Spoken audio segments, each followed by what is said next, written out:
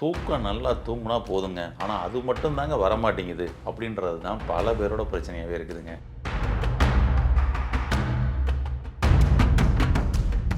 இந்த தூக்கம் வந்துடுச்சுன்னா, பல நோய்கள் உங்களுக்கு ஆட்டோமேட்டிக்காவே வந்து தீர்ந்துரும் அப்படின்னு சொல்லலாம். ஆனா, அந்த தூக்கமின்மை பிரச்சனையில இருக்கப்படும் பொழுது, உங்களுடைய நோய்கள் இன்னும் தீவிரமடையும் அப்படின்றது தான் உண்மை. இந்த தூக்கத்த நம்ம வந்து பார்த்தீங்கன்னா, நல்லா ஆழ்ந்த உறக்கத்துக்கு போறது எப்படி? படுத்தா நல்லா சூப்பரா தூங்குனீங்கன்னு சொல்லணுங்க. அப்ப அது மாதிரியான டீப் ஸ்லீப் போறது எப்படி? அது ஏன் வரமாட்டேங்குது?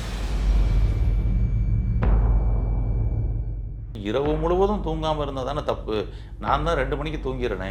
2 மணிக்கு தூங்கிட்டு 8 மணிக்கு, 10 மணிக்கு எந்திரிச்சுறேனே அப்படின்றது மிகப்பெரிய தவறான ஒரு விஷயம். இந்த கோழி தூக்கம்னு சொல்லுவாங்க. அது மாரி வெளியில உங்கள சுத்தி யாரெல்லாம் என்ன பேசுறாங்க, யாரெல்லாம் வர்றாங்க, போறாங்க, லைட்டு போட்டாங்களா, ஏசி போட்டாங்களா, ஃபேன் போட்டாங்களா, எல்லாமே உங்களுக்கு ஃபுல்லா தெரியுதுன்னா, அதுக்கு பேரு தூக்கமே இல்ல. நீங்க முழிச்சுக்கிட்டு இருக்கீங்கன்னு தான் அர்த்தம். மெரிபா பன்னீர் soda. I trust Meriba. Reflect life style channel viewers அனைவருக்கும் வணக்கம். இன்னைக்கு பெரும்பாலான பேரு தூக்கம் நல்லா தூங்குனா போதுங்க. ஆனா, அது மட்டும் தாங்க வரமாட்டேங்குது. அப்படின்றது தான் பல பேரோட பிரச்சனையாவே இருக்குதுங்க.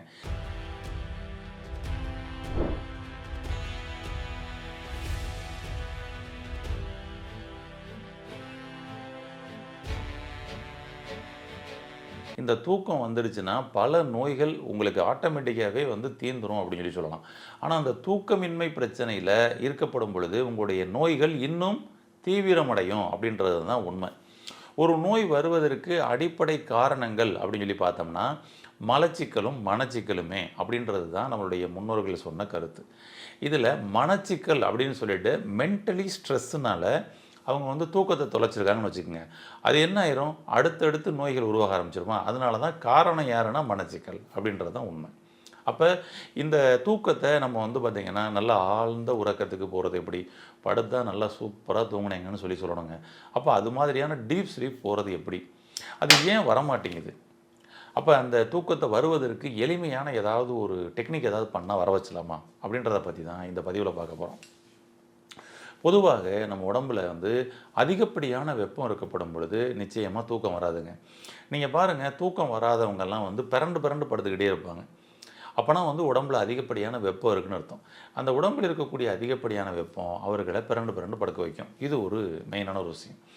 அடுத்தது நாம ஏதாவது வந்து ஒரு நெகட்டிவான ஒரு விஷயங்கள உள்ள போட்டு, அத நம்ம பிரெயினுக்குள்ள திரும்ப திரும்ப திரும்ப திரும்ப சிந்திச்சுக்கிட்டே உள்ள இருந்தோம்னு வச்சுக்கங்க.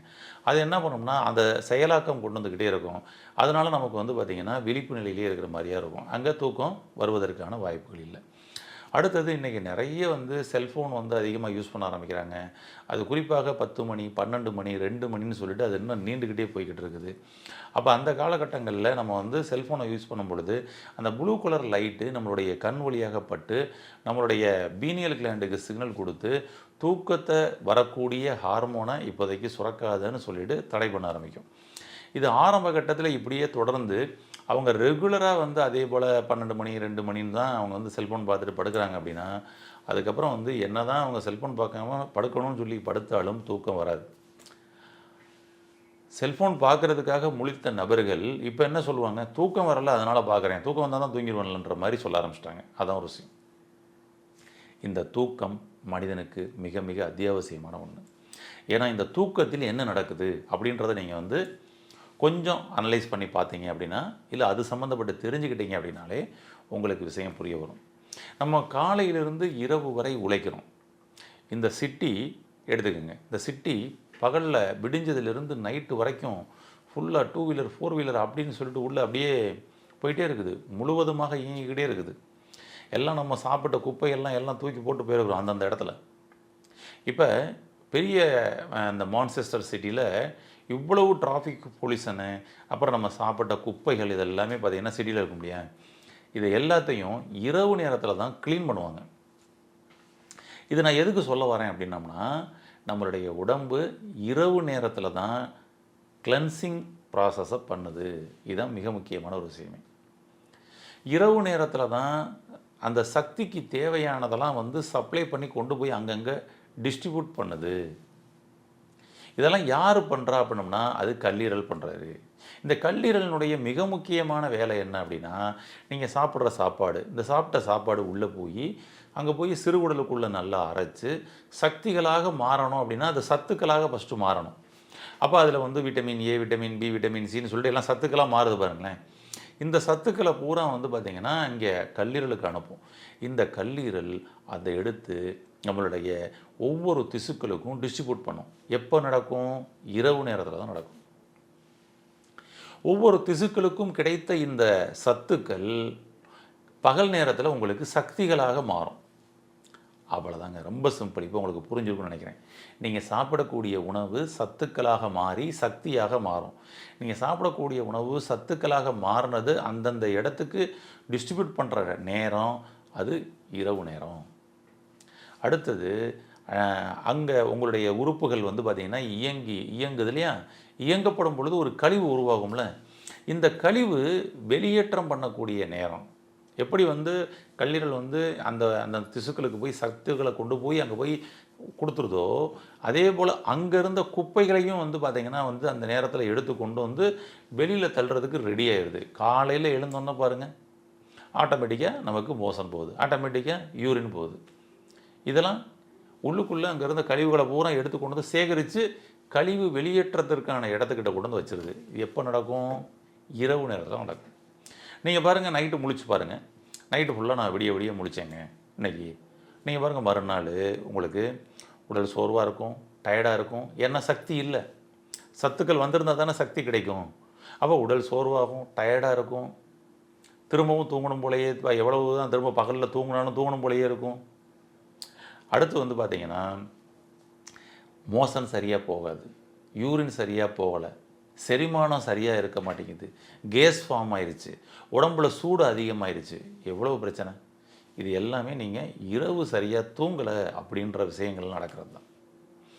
இரவு நீங்கள் சரியாக தூக்கத்தை தூங்காமல் கெடுத்தீங்கன்னா, கல்லீரலுடைய வேலையில் பாதி வேலையை நீங்கள் வந்து பார்த்திங்கன்னா செய்ய விடாமல் தடுத்துறீங்கன்னு அர்த்தம். கல்லீரல் கொந்தளிப்பார், கோவப்படுவார், ஓவராக சூடாவார். அதான் பாருங்கள், இரவு தூக்கம் கெட்டால் உங்களுடைய கல்லீரல் சூடாகும். கல்லீரல் சூடாகிறத உங்களுடைய கண்ணு பார்த்திங்கன்னா ரெட்டிஸாக காமிக்கும். அப்போ நைட்டு ஃபுல்லாக முழிச்சிருக்கவங்க பாருங்களேன், காலையில் கண்ணு ரெட்டிஸாக இருக்கும். என்னப்பா குடிகார மாதிரி கண்ணு இவ்வளோ சிகப்பாக இருக்குன்னு கேட்பாங்க. விஷயம் அதுதான். என்னென்னா கல்லீரல் அதிகப்படியான சூடாச்சுன்னு அர்த்தம். கல்லீரல் சூடாச்சுன்னா உங்களுடைய கண்ணு ரெட்டிஸ் ஆகும். அவ்வளோதாங்க, ரொம்ப சிம்பிள். இப்போ புரிஞ்சுக்கிட்டுமே நினைக்கிறேன். அதனால் இரவு தூக்கத்தை நீங்கள் வந்து இரவு முழுவதும் தூங்காமல் இருந்தால் தானே தப்பு. நான் தான் 2 மணிக்கு தூங்கிடுறேன், 2 மணிக்கு தூங்கிட்டு 8 மணிக்கு 10 மணிக்கு எந்திரிச்சிடுறேன் அப்படின்றது மிகப்பெரிய தவறான ஒரு விஷயம். ஏன் அப்படின்னா, இரவு 7 மணி நேரத்துலேருந்து 8 மணி நேரம் வரைக்கும் நீங்கள் நல்ல டீப் ஸ்லீப் போகணும். ஆழமான உறக்கத்திற்கு போகணும், ஆழ்ந்த உறக்கத்திற்கு போகணும். அது சாத்தியமா அப்படின்னா இன்றைக்கி சாத்தியம் இல்லை அப்படின்றது தான் உண்மை. பட் அதை சாத்தியமாக்குறதுக்கு நிச்சயமாக நீங்கள் முயற்சி செய்தால் முடியும். நான் வீட்டிலையே நீங்கள் பயன்படுத்துகிற மாதிரி சில டிப்ஸு சொல்கிறேன். அதை பயன்படுத்தி பாருங்கள், ஆட்டோமேட்டிக்காக உங்களுக்கு ஆழ்ந்த உறக்கத்துக்கு போவீங்க. இப்போ இந்த இரவு நேரத்தில் 7லேருந்து 8 மணி நேரம் தூங்காமல் அதுக்கு பதிலாக பகலில் 10 மணி நேரம் தூங்கினாலும் பிரயோஜனமே இல்லை. ஏன் அப்படின்னா, ஒரு விஷயம் சொல்கிறேன், புரிஞ்சுக்கோங்க. இரவு நேரத்தில் தான் சந்திரன் வரும், பகல் நேரத்தில் தான் சூரியன் வரும். இரவு நேரத்தில் வரக்கூடிய சந்திரன் தான் குளிர்ச்சியை கொடுப்பாரு, பகல் நேரத்தில் வரக்கூடிய சூரியன் தான் வெப்பத்தை கொடுப்பாரு. இப்போ இதை ரெண்டையும் நீங்கள் மாற்றி பண்ணால் எப்படி இருக்கும்? பகலில் படுத்துட்டு எனக்கு வெப்பமாக இருக்கக்கூடாதுங்க, கூலிங்காக இருக்கணுங்கன்னா எப்படி முடியும்? அதுதான் ஏசியை போட்டு வச்சுருக்குன்னு நினைக்கிறீங்க. அதுதான் பல பிரச்சனைக்கு காரணமாக இருக்குது. அதுபோல் இரவு நேரத்தில் நீங்கள் வந்து முழிச்சுக்கிட்டு இருக்கிற சமயத்தில் வெப்பம் இருக்கணும், ஐயோ இன்னும் ஓவராக கூலிங்காக இருக்குது அப்படின்னா எப்படி இருக்கும்? புரியுதுங்களா? இது உள்ளுக்குள்ளே ஹார்மோனை இம்பேலன்ஸ் பண்ணி விட்டோம். உங்களுடைய ஹார்மோன் இரவு நேரத்தில் சுரக்கக்கூடிய ஹார்மோன் இரவு நேரத்தில் தான் சுரக்கும், பகல் நேரத்தில் சுரக்கக்கூடிய ஹார்மோன் பகல் நேரத்தில் தான் சுரக்கும். அப்போ பாருங்கள், நீங்கள் இரவு நேரத்தில் முழிச்சுக்கிட்டு இருந்தீங்கன்னா அந்த ஹார்மோனில் ஒரு இம்பேலன்ஸ் ஏற்பட்டுரும். அதுதான் இன்றைக்கி thyroid complaint, sugar complaints, adrenal complaints, குழந்தையின்மை பிரச்சனை, இப்படி பல பிரச்சனைகளுக்கு காரணம் உங்களுடைய தூக்கமின்மை. நீங்கள் சொல்லுவீங்க, எனக்கு என்னங்க பண்ணுறது, ஸ்ட்ரெஸ்ஸுங்க, ஏதோ ஒரு பழுவுங்க, அதனால் எனக்கு தூக்கம் வர மாட்டேங்குது அப்படின்லாம் நீங்கள் பல காரணங்கள் சொல்லலாம். அதுக்கு எல்லாம் வந்து பல நோய்களை உண்டு பண்ணாமல் இருக்கணும்னா அவசியம் நீங்கள் தூங்கியே ஆகணும். ஓகே, எளிமையான முறையில் தூங்குறதுக்கு ஏதாவது டிப்ஸ் இருக்கா? ஒரு ஹோம் ரெமெடியாக நாங்கள் பண்ணி நல்லா தூங்க முடியுமா அப்படின்னா நிச்சயமாக தூங்க முடியும். உங்களுடைய கால் பாதம், உங்களுடைய உடலில் இருக்கக்கூடிய உள்ளுறுப்புகளை எல்லாத்துடைய நரம்புகளும் கால் பாதத்தில் தான் வந்து முடிவடையும். அதனால தான் நீங்கள் வந்து கால் பாதத்தை தரையில் ஊண்டி நடக்க நடக்க நீங்கள் வந்து பார்த்தீங்கன்னா எனர்ஜி ஆகிட்டே இருப்பீங்க. கால் பாதத்தை நீங்கள் தரையிலேயே படாமல் நீங்கள் டைல்ஸு மார்பிள் கிரானைட்டில் வச்சுக்கிட்டு அதுலேயும் கூட காலை ஊண்டாமல் இருக்கீங்க பாருங்களேன். அப்போ பாருங்கள் உங்கள் காலுக்கு வந்து சோர்வாகும், காலுக்கு உள்ள சர்க்குலேஷன் வந்து கெடும், வெரிகோஸ் வெயின் போன்ற பிரச்சனைகள்லாம் வந்துடும்.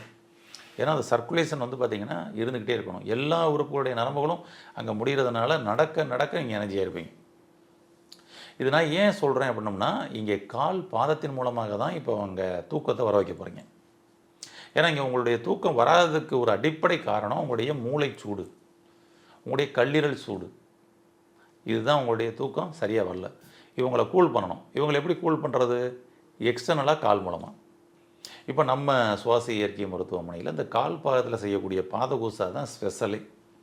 இந்த பாதகூசாவில் கால் பாதத்தில் பண்ணப்படும் பொழுது உடம்புல இருக்கக்கூடிய பிரச்சனை எல்லாத்துக்கும் அருமையான ரெக்கவர் கிடைக்கும். இன்றைக்கி டயபெட்டிக்லாம் வந்து கால் பாதத்தில் பண்ணுற இந்த ட்ரீட்மெண்ட் மூலமாகவே சர்க்கரையை வந்து கட்டுப்படுத்தியிருக்காங்க. அப்போ பாருங்கள், கால் பாதத்தில் இங்கே பண்ணால் அப்போ உள்ளுக்குள்ளே ஏதோ ஒரு மாற்றம் நடக்குதுல்ல, அதை தான் சொல்கிறேன். அப்போ கால் பாதத்தில் நீங்கள் வந்து நான் சொல்கிற மாதிரி ஒரு ப்ராசஸ் பண்ணுங்கள். எந்த மாதிரியான தூக்கம் வருதுன்னு பாருங்கள். என்ன பண்ணணும்னா, இரவு தூங்க போகிறதுக்கு முன்னாடி காலை நல்லா வாஷ் பண்ணிவிட்டு அதுக்கப்புறம் வந்து நல்லெண்ணெய் வந்து நல்லா சுத்தமான செக்கில் ஆட்டின நல்லெண்ணெய் வாங்கிக்கோங்க. நல்லெண்ணெய் வாங்கிட்டு அதை உங்களுடைய கால் பாதத்தில் அப்ளை பண்ணுங்கள். கால் பாதம் முழுவதும் அப்ளை பண்ணலாம். அப்ளை பண்ணி லைட்டாக ஒரு சின்ன மசாஜ் பண்ணலாம். எங்கே? கால் பாதம் முழுவதுமே. அடுத்து குறிப்பாக உங்களுடைய கட்டை விரலில் அப்ளை பண்ணுங்கள். நீங்கள் கால் பாதம் முழுவதும் அப்ளை பண்ணலைங்க, கால் பாதம் முழுவதும் அப்ளை பண்ணுனா எனக்கு பயமாக இருக்குது, நைட்டு எந்திரிச்சு நடந்து போனால் வலிக்கி விட்ரும், அப்படிலாம் பயமாக இருக்குன்னு கூட நீங்கள் ஃபீல் பண்ணிங்கன்னா கட்டை விரல் மட்டும் அப்ளை பண்ணிக்கோங்க. பொதுவாக நைட்டு அப்ளை பண்ணிங்கன்னா கொஞ்சம் சாக்ஸ் கூட போட்டுக்கலாம். நீங்கள் நைட்டு வந்து திடீர்னு இடையில எழுந்திரிச்சு பாத்ரூம் போவீங்கன்னா வலிக்கி விட்றாமல் சேஃபாக இருக்கிறதுக்கு அப்படி படுத்துக்கலாம் நைட்டு படுக்கும்போது. இருந்தாலும் உங்களுடைய கட்டை விரலில் மட்டும் அப்ளை பண்ணுங்க போதும். கட்டை விரலில் மட்டும் கொஞ்சம் நல்லெண்ணெய் எடுத்து நைட்டு அப்ளை பண்ணிட்டு ஒரு சின்ன மசாஜ், அவ்வளோதாங்க. சின்ன மசாஜ் உங்களுடைய கட்டை விரலில் ஃபுல்லாக எல்லா பக்கம் வர்ற மாதிரி கொஞ்சம் அழுத்தமாக தேய்ச்சி விடுங்க. அவ்வளோதான். இது இன்னொருத்தர் தேய்ச்சி விட்டாருன்னு வச்சுக்கோங்க, தேய்ச்சிக்கிட்டு இருக்கும் பொழுதே நீங்கள் தூங்கிடுவீங்க. அதான் இதோட பெரிய ஸ்பெஷாலிட்டி. இங்கே உங்களுக்கு தூக்கம் வருவதற்கான சுவிட்ச் எங்கே இருக்குன்னா நம்மளுடைய கட்டை விரல் தான். எது? கால் பாத கட்டை விரல். அவ்வளோதான். ஒரு ஆயில் போட்டு லைட்டாக அப்படியே ஒரு மசாஜ் பண்ணுங்கள். ஒரு 5 மினிட்ஸ் 10 மினிட்ஸ் கூட பண்ணிக்கலாம். எவ்வளோ நேரம் பண்ணலாம் தப்பே இல்லை. ஒரு 5 நிமிஷம் 10 நிமிஷம் 10 நாளே போதும். அதுக்கப்புறம் நீங்கள் படுத்து பாருங்கள், அருமையான தூக்கம் வரும். அதாவது சின்ன குழந்தைகள் நம்ம தூங்கியிருப்போம்ல, நல்லா தூங்கிக்கிட்டு இருப்போம் பகலில். திடீர்னு யாரோ ஒருத்தவங்க வந்து எழுப்புவாங்க, மத்தியான நேரத்தில் எழுப்புவாங்க. நீங்கள் என்ன சொல்லுவீங்க? ஐயோ விடிஞ்சிருச்சு, அதுக்குள்ளே நைட்டு ஃபுல்லாக தூங்கின மாதிரி ஒரு ஃபீல் இருக்கும். அதாவது பகலாக இரவான்னு தெரியாத அளவுக்கு ஒரு தூக்கம் தூங்கியிருப்போம் சின்ன பிள்ளையில். அது மாதிரி ஒரு தூக்கம் தூங்கணும். அதுக்கு இது ரொம்ப அருமையாக சப்போர்ட் பண்ணி கொடுக்கும். அது மாதிரி தூக்கம் மட்டும் நீங்கள் தூங்கினீங்கன்னா உங்கள் உடம்புல இருக்கக்கூடிய நோயெல்லாம் ஓடியே போயிடுங்க. ஆனால் நீங்கள் படுத்து தூங்கப்படும் பொழுது இந்த கோழி தூக்கம்னு சொல்லுவாங்க. அது மாதிரி வெளியில் உங்களை சுற்றி யாரெல்லாம் என்ன பேசுகிறாங்க, யாரெல்லாம் வர்றாங்க போகிறாங்க, லைட்டு போட்டாங்களா, ஏசி போட்டாங்களா, ஃபேனு போட்டாங்களா, எல்லாமே உங்களுக்கு ஃபுல்லாக தெரியுதுன்னா அதுக்கு பேர் தூக்கமே இல்லை, நீங்கள் முழிச்சுக்கிட்டு இருக்கீங்கன்னு அர்த்தம். உறங்கியும் உறங்கா நிலையில் இருக்கீங்கன்னு அர்த்தம். அப்போ ஆழ்ந்த உறக்கத்துக்கு போகணுன்னா இது ரொம்ப ரொம்ப அருமையாக சப்போர்ட் பண்ணி கொடுக்கும். உங்களுடைய கால் பாதத்தில் ஆயில் அப்ளை பண்ணி தடவலாம். உங்களுடைய கால் கட்டை விரலில் மட்டும் நீங்கள் அப்ளை பண்ணி தடவலாம். போதும். இதை ட்ரை பண்ணி பாருங்கள். இரவு தூங்க போகிறதுக்கு முன்னாடி இதை அப்ளை பண்ணி நீங்கள் வந்து உங்களுக்கு தூக்கம் வந்து எந்த அளவுக்கு வந்துச்சு அப்படின்றத நீங்கள் வந்து கமெண்ட் பாக்ஸில் வந்து பதிவு பண்ணுங்கள். மற்றவர்களுக்கும் பயனுள்ளதாக இருக்கும். வாழ்த்துக்கள். இது மாதிரி இயற்கையான விஷயங்களை நாம் கடைபிடித்து என்றென்றும் ஆரோக்கியமாக இயற்கையான முறையில் வாழ வாழ்த்துக்கள். நன்றி.